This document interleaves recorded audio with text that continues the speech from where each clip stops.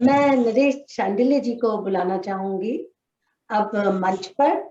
और नरेश शांडिल्य जी, आप कहाँ हैं? आप यहाँ हैं? अपना माइक ऑन कर लें, मैं आपको देख नहीं पा रही हूँ नरेश जी।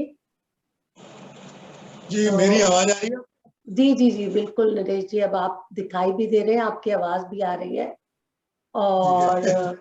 मैं आपको पिन किया तो मैं आपका परिचय दूं सबको। आप शायद कुछ लोगों से मिले हुए हैं, पर बहुत से लोगों से अभी आप मिल रहे हैं। और जैसा मैंने कहा नरेश जी, समकालीन दोहा लेखन में दोहों के आधुनिक कबीर और दोहों के दुष्यंत के रूप में विख्यात और लोकप्रिय हैं। वे एक प्रतिष्ठित कवि हैं, दोहाकार हैं, शायर हैं, नुक्कड़ नाटक कर्मी हैं, समीक्षक हैं और संपादक हैं। विभिन्न विधाओं में आपके 7 कविता संग्रह प्रकाशित हो चुके हैं अब तक। और आपको हिंदी अकादमी दिल्ली सरकार का साहित्यिक कृति सम्मान, वातायन लंदन का अंतर्राष्ट्रीय कविता सम्मान, कविता का प्रतिष्ठित परंपरा ऋतुराज सम्मान प्राप्त है। और देश ही नहीं, विदेश में इंग्लैंड के 10 प्रमुख शहरों में 2 बार, थाईलैंड में बैंकॉक, साउथ अफ्रीका में जोहान्सबर्ग आदि में अनेकानेक विश्व हिंदी सम्मेलनों, अंतर्राष्ट्रीय संगोष्ठियों अभी और कवि सम्मेलनों में भी आपने महत्वपूर्ण भागीदारी की है। और साहित्य की अंतर्राष्ट्रीय त्रैमासिक पत्रिका अक्षरम संगोष्ठी का 12 वर्षों तक कुशल संपादन किया है। और आजकल फिल्म सेंसर बोर्ड, सूचना व प्रसारण मंत्रालय, भारत सरकार में सलाहकार सदस्य हैं। दिल्ली विश्वविद्यालय के विवेकानंद कॉलेज की संचालन समिति में मुख्य प्रमुख सदस्य हैं और स्वतंत्र लेखन कर रहे हैं। बहुत बहुत स्वागत आपका नरेश जी। बहुत बहुत आपने इस कार्यक्रम से जोड़ा मुझे। और सबसे पहले मैं पद्मेश जी को सादर प्रणाम करता हूं अपना। और पद्मेश जी से काफी समय बाद मुलाकात हुई है, रूबरू मतलब उनसे बात कर रहा हूँ। तो पद्मेश जी आपको बहुत बहुत प्रणाम। बहुत नमस्कार नरेश जी, स्वागत। जी हाँ स्वागत नरेश जी, नमस्कार। बहुत बहुत धन्यवाद, अभिनंदन। मैं बहुत अच्छा संचालन कर रहे हैं संचालक महोदय, तो उनको धन्यवाद। हाँ जी, उनको बहुत अपना शुभकामनाएं देता हूँ। और सीधे अपनी गजल से शुरू करता हूँ। बहुत अच्छा लग रहा है, युवाओं के बीच में युवा ही है सब, जो थोड़ा देर से लिखना शुरू करते हैं, चाहे उम्र बड़ी हो जाए तो कविता कब से लिख रहे हैं, उससे उससे अगर देखें तो सारे युवा हैं। और कुछ लोगों को छोड़कर बाकी सभी युवा हैं। पद्मेश जी भी युवा ही लग रहे हैं मुझे। और रेखा जी, आपको मैं मुबारकबाद देता हूँ। आपका नया एक कविता संग्रह, नज़्मों की किताब आने वाली है, उसके लिए बहुत बहुत आपको मुबारक और आभार, बहुत बहुत धन्यवाद नरेश जी। उसके इंतजार में है हम। बहुत ही खूबसूरत किताब है और मैंने उसका मुझे ये मौका दिया, मैंने क्लैप भी लिखा है उसका। और उसकी सारी सब पूरी किताब से मैं गुजरा हूँ। बहुत ही खूबसूरत नज़्में हैं उसमें, एक ही मान को लेकर, एक ही लगभग। तो प्रेम पर इतनी बड़ी एक किस्म से नज़्म,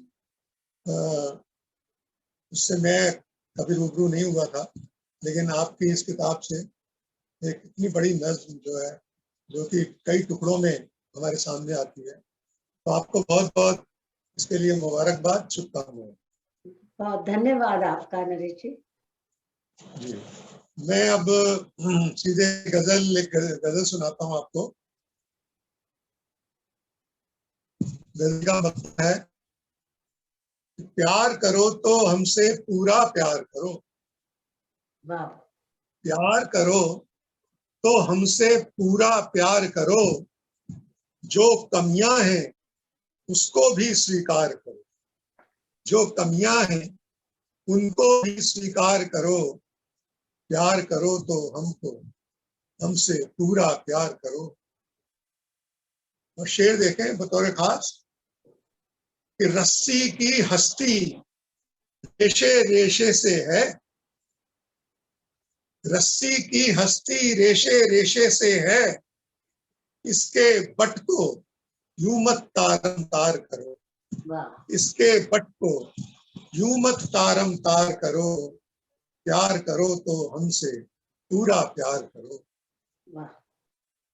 चांद बनाया चांद को जिन जिन दागों ने, चांद बनाया चांद को जिन जिन दागों ने, उनकी फनकारी का भी सत्कार करो, उनकी फनकारी का भी सत्कार करो। और प्यार न हो पर प्यार सा हमसे कुछ तो है, प्यार न हो पर प्यार सा हमसे कुछ तो है, कम से कम इससे तो मत इनकार करो, कम से कम इससे तो मत इनकार करो। और आखिरी शेर है कि पीठ पे करके वार न दो यूं दिल पर जख्म, पीठ पे करके वार न दो यूं दिल पर जख्म, करना ही है तो सीने पर वार करो, करना ही है तो सीने पर वार करो, प्यार करो तो हमसे पूरा प्यार करो। एक गजल और सुनाता हूं आपको। पीछे मेरी आवाज साफ आ रही है आपको सबको? जी जी नरेश जी। हम सब म्यूट पर सिर्फ इसलिए है नरेश जी ताकि आपकी गजलों को, कविताओं को, दोहों को अच्छे से सुन सकें। परमेश जी आप अनम्यूट कर सकते हैं। जी जी जी, स्वागत स्वागत नरेश जी। जी परमेश जी नमस्कार। पीछे जो हम इतने बड़े एक कठिन काल से गुजरे हैं, तो वो कठिन काल से गुजरना जो है और उसको सहना, और अभी भी क्या पता आगे भी कितना कठिन काल है, तो पीछे मैंने अपने इस जो भी पीड़ा से गुजरने को एक गजल में कहा था, तो वो मैं गजल सुनाता हूँ। और ये अवसाद से निकालने वाली एक गजल है। जो लोग इस दौरान काफी अवसाद में चले गए थे, तो ये गजल जो है पूरी लोगों के लिए समझ लिए लिखी थी कि झुका ये सर उठाओ फिर कि ऐसे हार जाना क्या। जो लोग अवसाद में चले गए या जो इस दौरान हमारा साथ छोड़ गए, और उनके परिवार वालों को भी ये समर्पित है गजल कि झुका ये सर उठाओ फिर के ऐसे हार जाना क्या, कि खुद को आजमाओ फिर के ऐसे हार जाना क्या। झुका ये सर उठाओ फिर के ऐसे हार जाना क्या, कि खुद को आजमाओ फिर के ऐसे हार जाना क्या। ये बिखरे चांद तारे फिर समेटो अपनी दुनिया के, ये बिखरे चांद तारे फिर समेटो अपनी दुनिया के, फलक अपना सजाओ फिर के ऐसे हार जाना क्या। वाह फलक अपना सजाओ फिर, फलक अपना सजाओ फिर के ऐसे हार जाना क्या। और शेर देखें बतौर खास कि गमों से जूझना भी जीत से कमतर नहीं होता, गमों से जूझना भी जीत से कमतर नहीं होता। उठो मैदान में आओ फिर कैसे हार जाना क्या, उठो मैदान में आओ फिर कैसे हार जाना क्या। और खुदा जो खो गया है वो मिलेगा खुद के भीतर ही, खुदा जो खो गया है वो मिलेगा खुद के भीतर ही। तो खुद को गुनगुनाओ फिर ऐसे हार जाना क्या, तो खुद को गुनगुनाओ फिर कि ऐसे हार जाना क्या। और आखिरी शेर गजल का है कि सदा चलते चले जाना यही है मंत्र जीवन का। सदा चलते चले जाना यही है मंत्र जीवन का। ये साबित कर दिखाओ फिर कि ऐसे हार जाना क्या। ये साबित कर दिखाओ फिर कि ऐसे हार जाना क्या।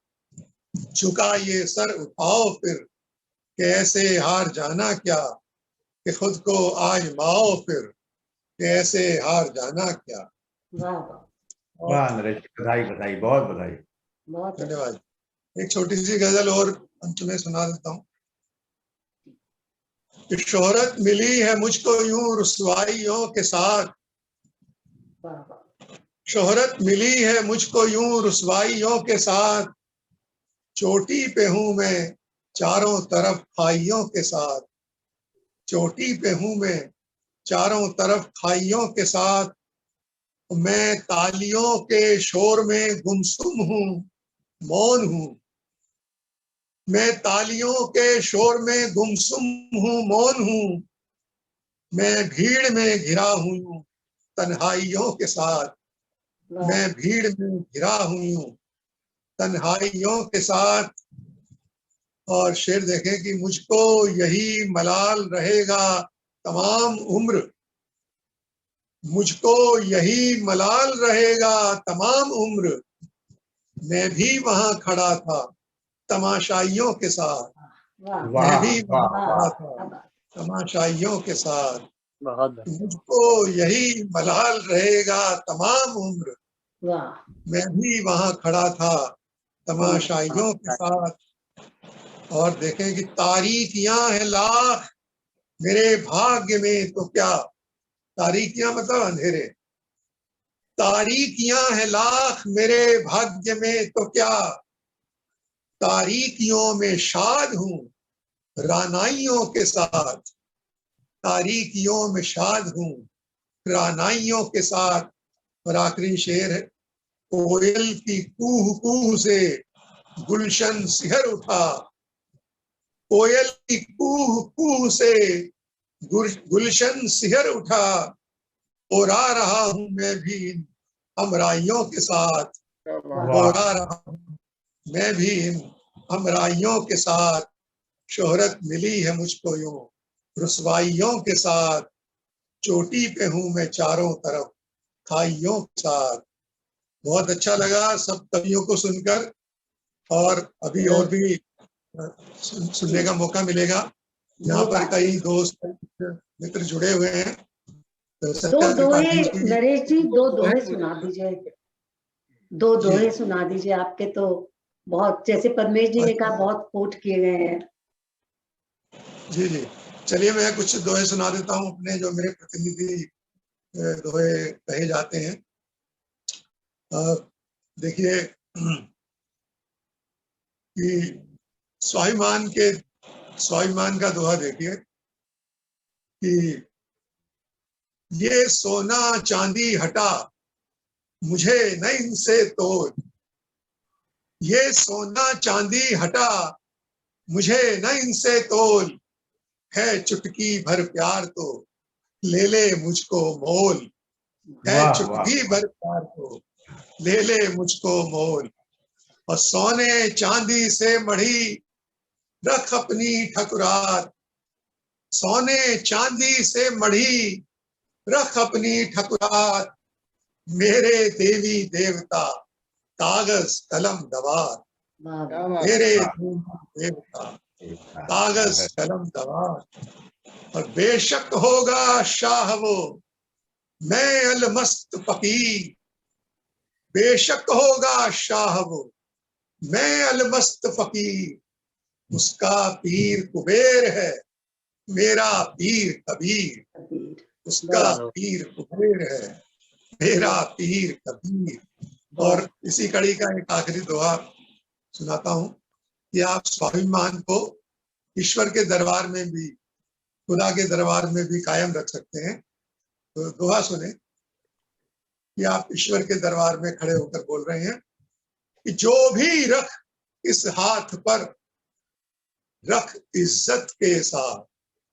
खुदा से कह रहे हैं हम कि जो भी रख, सुख दे दुख दे, जो देना है दे, मैं तो तेरे दरबार पर हूं, तू अंतर्यामी है, तू जाने क्या देगा, लेकिन जो भी रख इस हाथ पर रख इज्जत के साथ, वरना लौटा दे खुदा मुझको खाली हाथ, वाह, वरना लौटा दे खुदा मुझको मुझको खाली हाथ। बहुत सुंदर, बहुत बहुत सुंदर नरेश जी। और इच्छा तो है सुनते जाएं। और अभी हमारे साथ डॉक्टर सुभाष शर्मा भी सामने दिखाई दे रहे हैं। डॉक्टर सुभाष शर्मा साहित्य संध्या का जो समूह है वो चलाते हैं और मेलबर्न में इंजीनियरिंग कॉलेज में विभाग अध्यक्ष हैं। तो कार्यक्रम के लिए मृणाल को फिर आमंत्रित करते हैं। धन्यवाद रेखा जी। और क्या सौभाग्य हमारा, नरेश जी बहुत बहुत सुंदर रचनाएं, बहुत ही प्रेरक रचनाएं। इन रचनाओं को सुनकर कई और रचनाएं फूट निकल पड़ती। तो ये एक श्रोता, एक स्रोत का काम करती हैं वरिष्ठ कवियों की रचनाएं। तो मैं बहुत धन्यवाद देता हूं। मैंने पिछले कई कार्यक्रमों में जहां जहां दोहे सुने हैं, वहां वहां नरेश जी आपके हस्ताक्षर जरूर पाए हैं। तो आपको पुनः धन्यवाद। और आपके आशीर्वाद से मैं इस कार्यक्रम को और आगे की तरफ ले जाता हूँ। ये लगभग हमारे अंतिम चरण में प्रवेश कर रहा है। और इसी के साथ मैं हमारे अगले युवा कवि जो मेलबर्न से हैं, युद्धवीर यादव, उन्हें बुलाता हूँ। मूलतः रेवाड़ी हरियाणा के रहने वाले, मेलबर्न में साहित्य संध्या से जुड़े हुए हैं। पिछले 3 साल से ये कई कार्यक्रमों में भाग भी ले रहे हैं। इन्हें सामाजिक परिवेश पर कविताएं लिखना पसंद है। इनके पसंदीदा कवि रामधारी सिंह दिनकर जी हैं। मैं युद्धवीर यादव जी को मंच पे आमंत्रित करता हूँ, कृपया वे आए और अपनी रचना सुनाएं। स्वागत है युद्धवीर। शुक्रिया सर, बहुत बहुत शुक्रिया आपका। और सबसे ज्यादा शुक्रिया रेखा जी का, जिन्होंने मौका दिया मुझे इस मंच पे बुलाया, इसके लायक समझा। और आप सभी से इजाजत लेते हुए मैं अपनी आज की कविता शुरू करता हूँ। तो एक छोटी सी कविता सुनाऊंगा, उसके बाद एक कविता सुनाऊंगा शहरीकरण के ऊपर, और उसके बाद मैं इजाजत लूंगा आप सभी से। तो मैं शुरू करता हूँ कि इस आईने में मैं बेनुक्स नजर आता हूँ, कि इस आईने में मैं बेनुक्स नजर आता हूँ, ये आईना कहीं माँ की मेरी नजर तो नहीं। हम तुम या वो सब तो बस जरिया है, हम तुम या वो सब तो बस जरिया है, सफर में तुम अकेले हो, कोई हम सफर तो नहीं। हर सुबह मैं दुआ में गरीब को रोटी मांगता हूँ, हर सुबह मैं दुआ में गरीब को रोटी मांगता हूँ।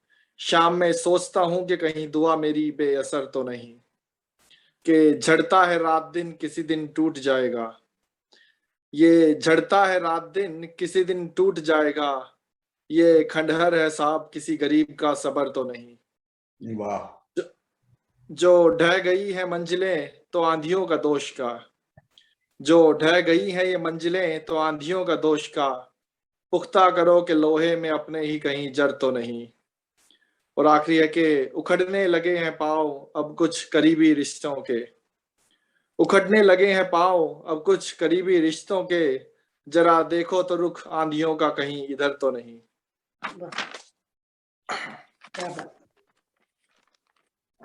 और अब मैं एक कविता सुनाता हूँ जिसका शीर्षक है कि कभी कभी मैं सोचता हूँ। ये जो शहरीकरण हो रहा है गांव की तरफ, जो अपने इंडिया में काफी हो रहा है, उसके रिलेटेड ये कविता है। तो उम्मीद आप सबको पसंद आएगी। तो शुरू करता हूँ कि कभी कभी मैं ये सोचता हूँ कि आखिर ये शहर किसका है, कभी कभी मैं सोचता हूँ कि आखिर ये शहर किसका है, 2-4 पल से ज्यादा का यहाँ ठहर किसका है। कभी कभी मैं यही सोचता हूँ, क्या है ये उसका जो जिंदगी की पूंजी लगाकर, क्या है ये उसका जो जिंदगी की पूंजी लगाकर है बस गया वो गांव से अपने शहर आकर। यहाँ थोड़ी सी भीड़ धक्का मुक्की और जरा सी धूल ही है, थोड़ी सी भीड़ धक्का मुक्की और जरा सी धूल ही है, लेकिन बगल में शॉपिंग मॉल और इंग्लिश स्कूल भी है। अपने सपने और जीवन अपना गिरवी है रखे, हजारों लोग ऐसे गांव से शहर आन धमके। अपने सपने और जीवन अपना गिरवी है रखे, हजारों लोग ऐसे गांव से शहर आन धमके। फिर जिसने बनाई सड़कें पुल और घर उन कामगारों का, क्या है ये शहर सड़क पे चलते उन बेचारों का। आपने देखा होगा कि अभी लॉकडाउन के टाइम पे सारे मजदूर जो थे वो विवश हुए अपने घरों को चलने के लिए, पैदल चलने के लिए। तो जिसने बनाई सड़कें पुल और घर उन कामगारों का, क्या यह ये शहर सड़क पे चलते उन बेचारों का। या बनते ही इसने उस मजदूर को भी छल दिया है, या बनते ही उसने इस मजदूर को भी छल दिया है, या खुद ही नया कोई शहर बनाने वो चल दिया है। कहते हैं कुछ बरस पहले यहाँ था एक गांव बसता, कहते हैं कुछ बरस पहले यहाँ था एक गांव बसता, थे यहाँ लोग कम और पेड़ ज्यादा व कच्चा सा रास्ता।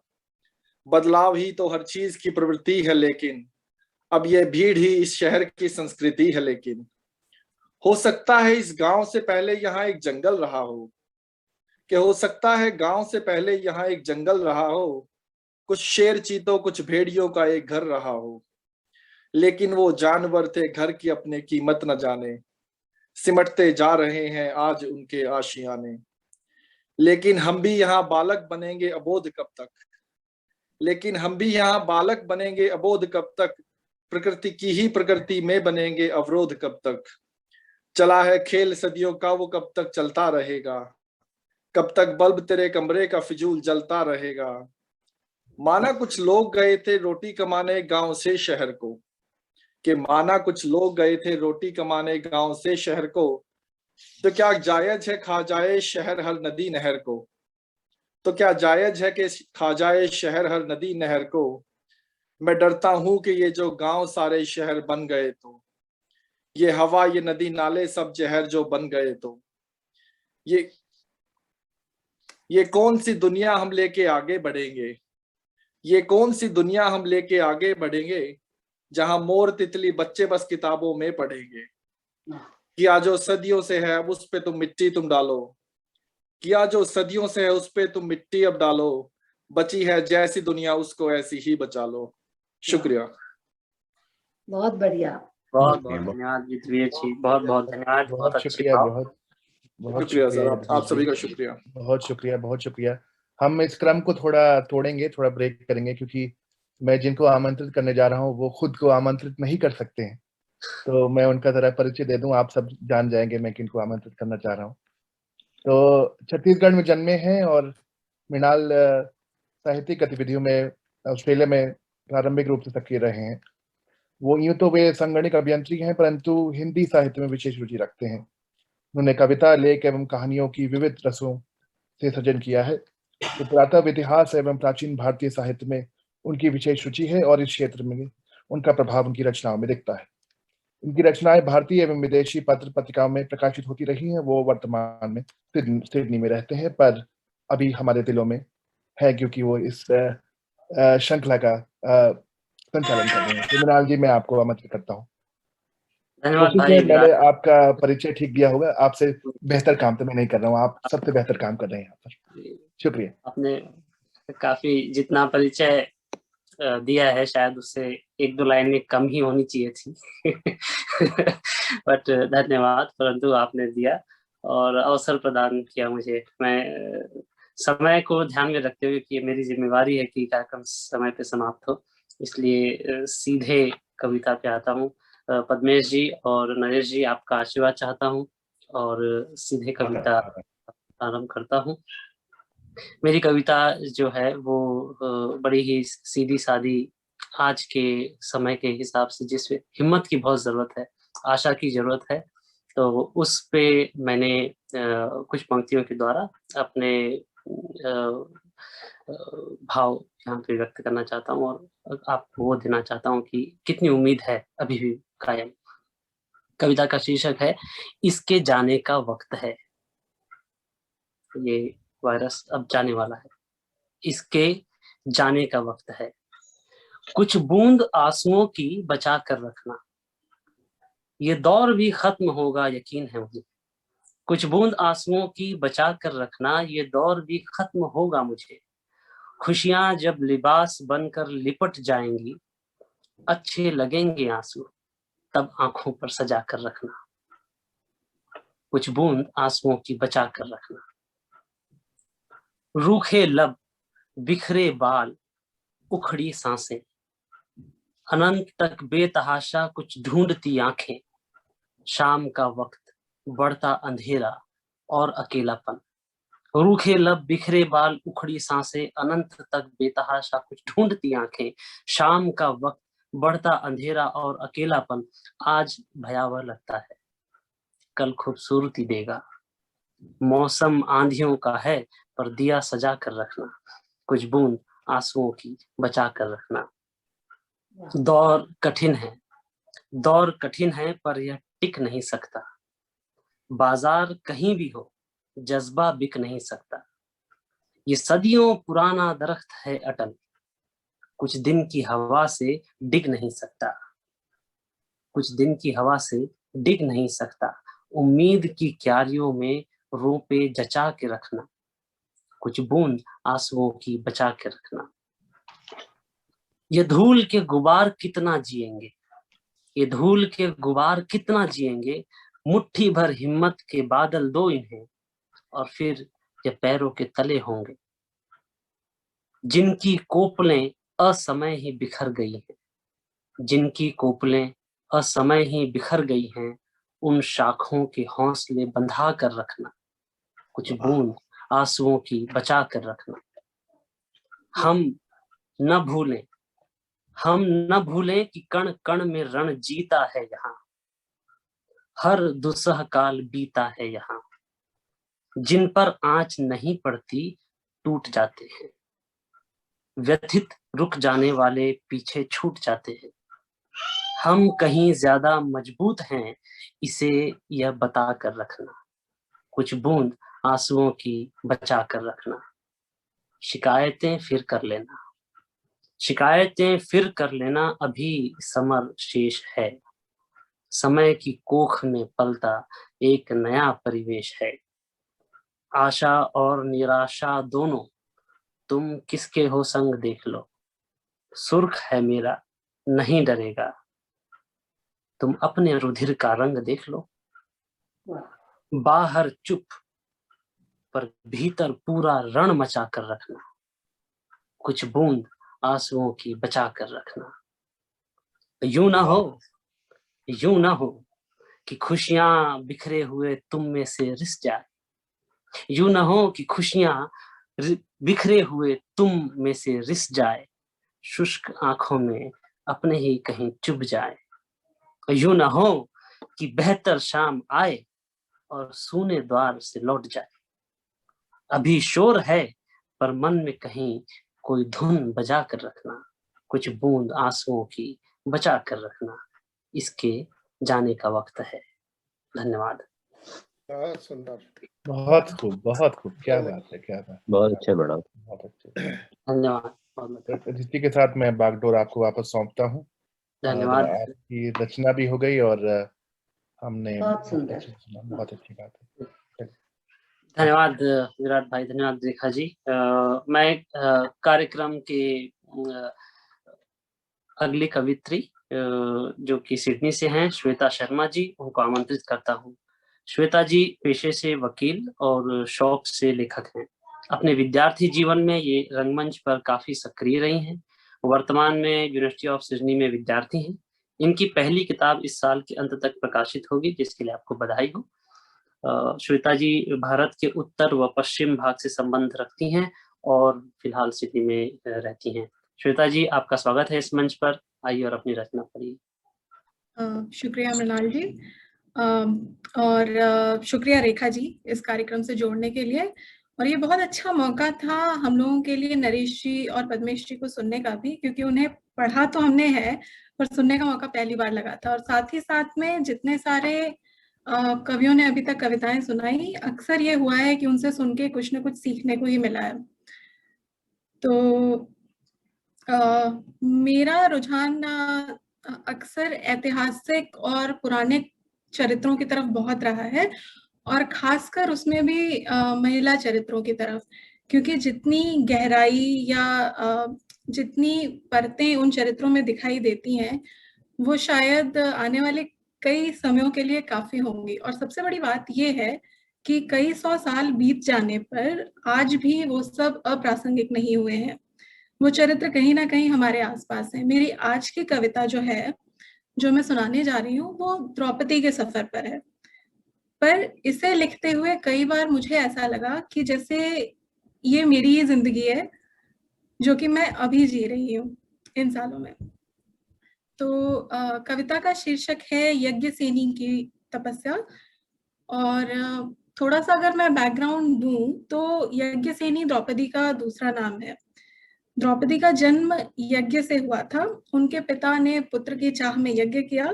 पुत्र तो मिला पर साथ के साथ में द्रौपदी भी मिली। और यज्ञसेनी का जन्म जिन इंटरेस्टिंग सिचुएशन में हुआ था, जो जन्म से ही कुछ हद तक अनचाही थी, उनकी पूरी जिंदगी उतनी ही इंटरेस्टिंग रही। तो प्रस्तुत है मेरी कविता। यज्ञ की अग्नि शिखा से मत्स्य भेदी बाण तक, पांडवों की बेबसी से कौरवों की शान तक, मूक ही सहती रही आप वो अपनी व्यथा, आज भी संगत है कितनी यज्ञसेनी की कथा। जन्म जिसका आग से पर नियति जिसकी शीत थी, जन्म जिसका आग से पर नियति जिसकी शीत थी, एक को चुनकर भी वो 5 की मनमीत थी। एक को चुनकर भी वो 5 की मनमीत थी, 5 उसके संगी, फिर भी कहाँ कोई साथ था। भरी सभा जब लाज खोई, ना बढ़ा कोई हाथ था। राजपुत्री महारानी थी वो हस्तिनापुर शासिनी, राजपुत्री महारानी थी वो हस्तिनापुर शासिनी, भूल सब अब मात्र थी अपदस्थ वो वनवासिनी। बहू पत्नी माँ बनी, बहू पत्नी माँ बनी, पर प्रेमिका भी वो बनी क्या। चुनते देख नए संगी, मन पे उसके थी ठनी क्या। पिता खोए भाई खोया, खो दिए बेटे सभी, छिना उससे वो भी जो वो पा ही ना पाई कभी। पिता खोए भाई खोया, खो दिए बेटे सभी, छिना उससे वो भी जो वो पा ही ना पाई कभी। फिर भी सदा सुनते आए युद्ध का कारक थी वो, फिर भी सदा सुनते आए युद्ध का कारक थी वो, सैकड़ों का काल हजारों की सहारक थी वो कि जिसको बांट के भी किसी ने पाया नहीं, वो कि जिसको बांट के भी किसी ने पाया नहीं, नाम पर उसके लड़े पर उसे ही बचाया नहीं। हाथ छूटे साथ छूटे, मुड़ के भी कोई ना आया, हाथ छूटे साथ छूटे, मुड़ के भी कोई ना आया। खाली कोख और सूना मन ही सदा जिसने हिस्से पाया। और जहां से मैंने कहा था कि ऐतिहासिक होने के साथ साथ ये आज के समय में भी प्रासंगिक है, तो खेल खिलौने संगी साथी पूरा बचपन छोड़ आती, खेल खिलौने संगी साथी पूरा बचपन छोड़ आती, बंधु बांधव माँ पिता की मोह माया तोड़ आती। खेल खिलौने संगी साथी पूरा बचपन छोड़ आती, बंधु बांधव माँ पिता की मोह माया तोड़ आती। जोड़ती फिर नए रिश्ते उनमें गर्माहट भरती है, जोड़ती फिर नए रिश्ते उनमें गर्माहट भरती है। इन रिश्तों को जीवित रखने 100 बार वो खुद ही मरती है, इन रिश्तों को जीवित रखने 100 बार वो खुद ही मरती है। फिर भी देती अग्नि परीक्षा साबित खुद को करने की, फिर भी देती अग्नि परीक्षा साबित खुद को करने की। हर बार द्रौपदी सजा पाएगी क्या अर्जुन को वरने की। शुक्रिया। बहुत सुंदर, बहुत सुंदर, बहुत बहुत धन्यवाद। बहुत बढ़िया, बहुत बढ़िया, बहुत सुंदर, बहुत सुंदर। आपने एक ऐतिहासिक कविता को एक नए रूप में आपने परिभाषित किया और बहुत ही अच्छे से, बहुत ही बखूबी परिभाषित किया।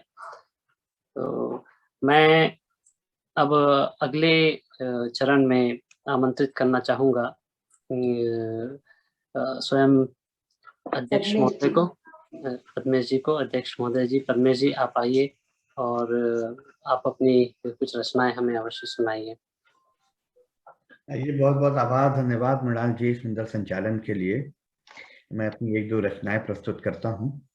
एक जो मेरी प्रतिनिधि रचना है जिसने मुझे बहुत पहचान दी, हमारे यहाँ मैं पश्चिमी देशों के माध्यम से अपनी बात कह रहा हूँ, लेकिन इसमें भी ऑस्ट्रेलिया शामिल हो जाता है कि हमारे यहाँ हिंदुस्तान से, पाकिस्तान से, भारतीय उपमहाद्वीप से, कि जो लोग पश्चिमी देशों में या ऑस्ट्रेलिया ऐसे देशों में निकल जाते हैं, इस भाव के साथ जाते हैं कि वे वहाँ जाएंगे, कुछ योग्यता हासिल करेंगे, कुछ धन कमाएंगे और फिर वापस लौट आएंगे भारत में, अपने गांव मोहल्ले शहर में कोई कारोबार शुरू करेंगे, तो अपने मित्र परिवारों के साथ इस वायदे इरादे के साथ निकलते हैं, परंतु वहीं पर बस जाते हैं। तो उसी भाव को लेकर मेरी यह कविता है कि देकर माँ की आंखों में प्रतीक्षा की झपकियां, आया था परदेश में लेकर पीठ पर पिता के दुआओं की थपकियां। देकर माँ की आंखों में प्रतीक्षा की झपकियां, आया था परदेश में लेकर पीठ पर पिता के दुआओं की थपकियां। कुछ ही वर्षों में हो गया वह सब कुछ हासिल जो पर्याप्त था 4 पहियों के वाहन के लिए, मार्बल के आंगन के लिए। मैंने भेजा माँ को एक नया ऐनक, पिता के लिए छड़ी एक नई खड़ी। शायद उसी ऐनक को पहनकर लिखा था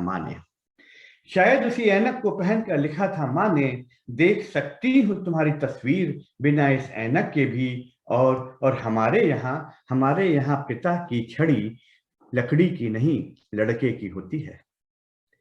तुमने भेजी है एक घड़ी बढ़िया, किंतु यहाँ तो लम्हे आती हैं प्रतीक्षा की कितनी ही घड़ियां। इससे पहले कि रोम मेरे हृदय का बांध पाता निर्णय की कोई डोर, करने लगा इशारा मस्तिष्क मेरे पुत्र के नन्हे साफ सुथरे पैरों की ओर। छोड़ आया हूं एक नगर से दूसरे नगर में, अपने सफर में संघर्ष के जो छाले फिर उगेंगे वो इन पैरों पर मेरे लौटने पर। मैंने रख दिया किसी कोने में स्वदेश लौटने का इरादा, माँ को दिया हुआ वो खामोश वादा। मुझे याद है एक बार फिर लिखा था माँ ने, अब तो कहने लगी है पड़ोसन भी अपने बेटे से, इतने भी न लाना अंक परीक्षा में कि करनी पड़े मेरी चिता को तुम्हारी प्रतीक्षा।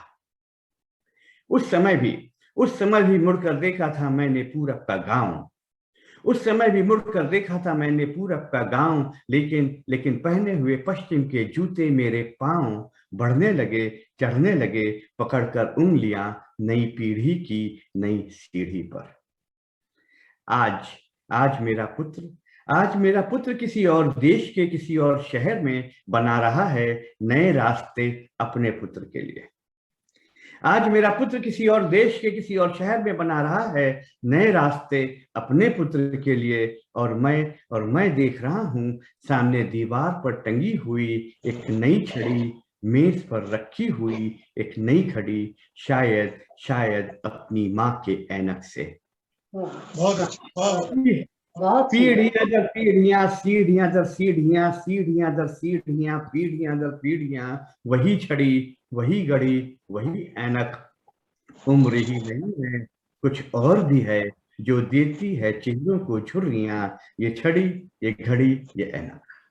बहुत बहुत सुंदर, बहुत अच्छी, बहुत बढ़िया, बहुत सुंदर। एक और सुनाइए।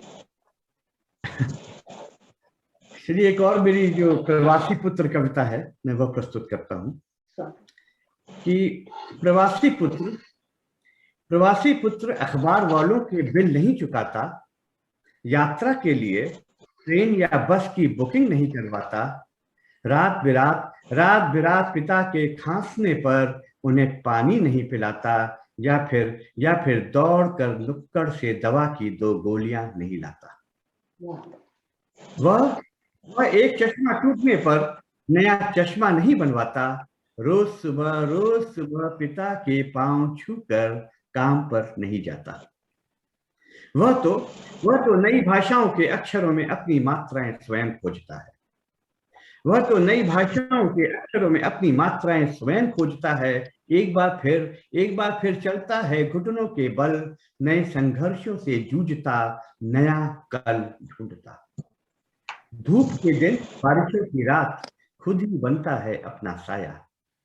धूप के दिन, बारिशों की रात, खुद ही बनता है अपना साया। वह जानता है उसकी छत उसके सर पर नहीं घर पर है। वह 30 त्योहारों में नहीं रहता, वह 30 त्योहारों में नहीं रहता है, लेकिन हर दुआ, हर फिक्र में, घर के हर जिक्र में। प्रवासी पुत्र पिता की उंगलियां थाम कर चलना शायद इसलिए नहीं सीखता कि एक दिन उसके कांधे पर हाथ रख कर चल सकेंगे उसके पिता। प्रवासी पुत्र पिता की उंगलियां थाम कर चलना शायद इसलिए नहीं सीखता कि एक दिन उसके कांधे पर हाथ रख कर चल सकेंगे उसके पिता। वह तो पंख बन जाता है पिता के सपनों का। वह तो पंख बन जाता है पिता के सपनों का। तारा तारा धागा बुनता है, धागा धागा तारा सीता है। तारा तारा धागा बुनता है, धागा धागा तारा सीता है। वह पिता के साथ नहीं रहता, वह पिता के साथ नहीं रहता। पिता पुत्र के अंदर जीता है, पिता पुत्र के अंदर जीता है। हम भारत में नहीं रहते, भारत हमारे अंदर रहता है। वाह, धन्यवाद। बहुत ही सुंदर, बहुत सुंदर पद्मेश जी। और इससे पहले कि हम कार्यक्रम समाप्त करें, मैं सुभाष जी साहित्य संध्या के जो संचालक हैं उनको बुलाऊंगी, और उसके बाद कुशल कुशलेंद्र जी जो कि वेस्टर्न ऑस्ट्रेलिया में हिंदी समाज के साथ जुड़े हुए हैं। तो सुभाष जी।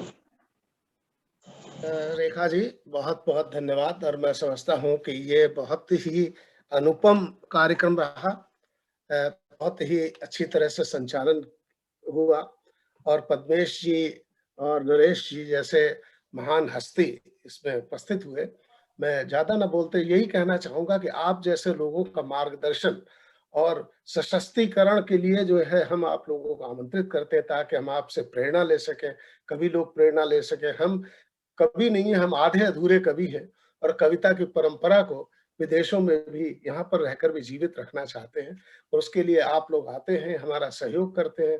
बहुत ही हमारे लिए गर्व की बात है और बहुत ही प्रशंसा की बात है, जिसके लिए हम आपके आभारी हैं। रेखा जी, एक छोटी सी कविता अगर हो सके तो। जी सुनाइए। आपने पद्मेश जी आपने कही तो उसी की कविता मेरे कुछ लाइनें लिखी थी। अपने ही देश में अपने ही लोगन के, मैं अवधी भाषा में लिखता हूँ, कभी कभी लिखता हूँ। अपने ही देश में अपने ही लोगन के, दांव पेच देख हम विदेश भाज आए हैं। भेदभाव धन अभाव देख के मन मुटाव, देखो हम आज यहाँ तनिक चैन पाए हैं। और पेट काट बाप ने पाले थे 3 पूत, पेट काट बाप ने पाले थे 3 पूत, उन सब के बीच में हम ही पढ़ पाए हैं। और उन्हें छोड़ छाड़ पाछे उनके ही हाल पे, दांव पाए आज हम विदेश भाज आए हैं। दांव पाए आज हम विदेश भाज आए हैं। तो मान हान ताक धरे अपने को दूर करे, धरती के दूसरे छोर पे हम आए हैं। और पैसा ही पैसा, पैसा की मार देख, सगी माँ को तय तलाक 100 तेली पाए हैं। सिटीजनशिप। तो कबहू अकुलात्मन, कबहू अकुलात्मन, कबहू उक्तात्मन, और कबहू हम अपने ही देश को गरियात हैं। कोई अनजान जब माटी को देत लात, काहे छोड़े आए हम जिया पछतात है, काहे छोड़े आए हम जिया पछतात है। तो इन्हीं शब्दों के साथ बहुत सुंदर, बहुत सुंदर, बहुत बढ़िया सुभाष जी। और कुशल कुशलेंद्र जी आप पद से जुड़े हुए हैं। जी नमस्कार रेखा जी, नमस्ते। बहुत बहुत धन्यवाद इस बहुत ही बेहतरीन आयोजन के लिए, और साथ ही नरेश जी और पद्मेश जी को भी मेरा बहुत बहुत नमस्कार। उनकी रचनाएं सुनने का सौभाग्य प्राप्त हुआ आज।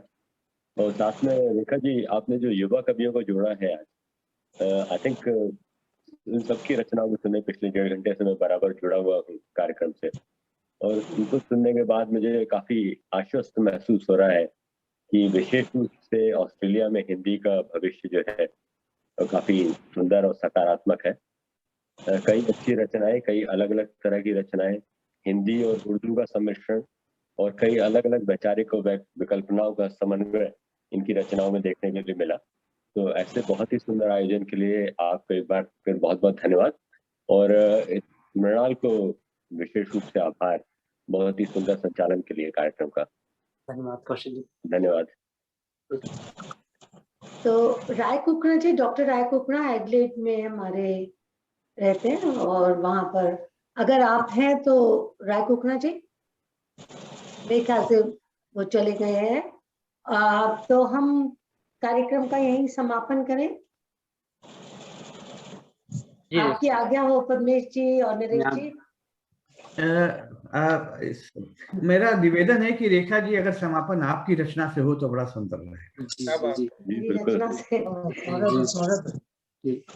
एक क्योंकि माहौल ऐसा है, अभी ऑस्ट्रेलिया में भी लॉकडाउन हो गया है, तो मैं सोचती हूँ कि एक गजल शायद सबको प्रेरणा दे थोड़ी। दर्द के माहौल में भी गीत गाते जाइए, दर्द के माहौल में भी गीत गाते जाइए, रास्ते कितने कठिन हो खिलखिलाते जाइए। हम नशी कोई मिलेगा और सफर कट जाएगा, हम नशी कोई मिलेगा और सफर कट जाएगा, दिल में ये ख्वाहिश लिए बस गुनगुनाते जाइए, दिल में ये ख्वाहिश लिए बस गुनगुनाते जाइए, और सीखिए कुछ इस तरह से हार जाने का हुनर, सीखिए कुछ इस तरह से हार जाने का हुनर, दूसरों की जीत पे भी मुस्कुराते जाइए। और चांद तारे गर न हो, चांद तारे गर न हो तो साथ जुगनू लीजिए, चांद तारे गर न हो तो साथ जुगनू लीजिए, और रात के लंबे सफर में झिलमिलाते जाइए। बहुत अच्छे, बहुत बढ़िया। और आखिरी शेर है, बन न पाए महफिलों की रोशनी तो क्या हुआ, बन न पाए महफिलों की रोशनी तो क्या हुआ, झोपड़ी का दीप बनकर टिमटिमाते जाइए, और झोपड़ी का दीप बनकर टिमटिमाते जाइए, दर्द के माहौल में बहुत खूब, गीत गाते जाइए। बहुत सुंदर रेखा जी। बहुत बहुत आभार, बहुत बहुत आभार सबको, नमस्कार। और पद्मेश जी, अब आपको एक बार और माइक देती हूँ, अगर कुछ कहना चाहें। जी बहुत बहुत धन्यवाद, बहुत सुंदर आयोजन रहा। मैं अपनी बात पहले ही मैंने अपनी बात वैसे कह दी अध्यक्षीय संबोधन, लेकिन इतना अवश्य कहूंगा कि जो और मेरे उसके बाद जो कवि आए हैं, कविता जी, विराट जी, मनीत जी, यूवी जी, मृणाल जी ने तो बहुत ही सुंदर संचालन के साथ अपनी कविता रखी। श्वेता जी, आप सबको बहुत बहुत बधाई। और अंत में मैं एक सुझाव देना चाहूंगा कि यहाँ मैं इंग्लैंड में रहता हूँ, और जब से ये कोरोना काल शुरू हुआ और ये वर्चुअल संगोष्ठी का दौर शुरू हुआ, तो मैंने एक और कार्यों के साथ हमने क्या किया कि हर महीने के सोमवार को, हर महीने के पहले सोमवार को 1-1.5 घंटा जितने भी यहाँ इंग्लैंड के युवा कवि हैं, हम उनके साथ मिलते हैं और सिर्फ उन्हीं को सुनते हैं। उस ऐसी संगोष्ठी का कोई एजेंडा नहीं होता, किसी संस्था से कोई मतलब नहीं है।